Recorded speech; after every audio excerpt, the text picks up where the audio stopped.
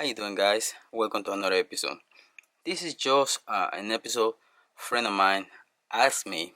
He tried to run cables through the firewall to put sound system on his Accord. There is a couple ways to do it.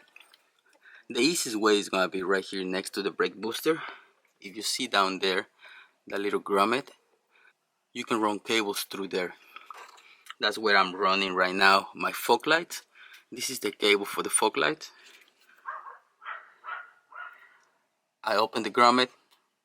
I put a cable through there and I pull it so I can pull my wire harness.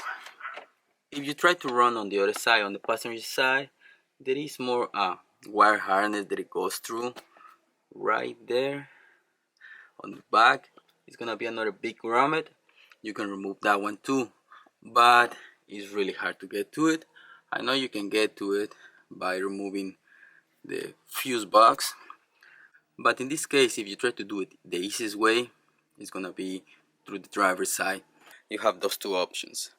You can do it through that one, but if you don't want to remove a lot of stuff, that grommet on this driver's side is gonna be the best way. And guys, I hope you like this little episode.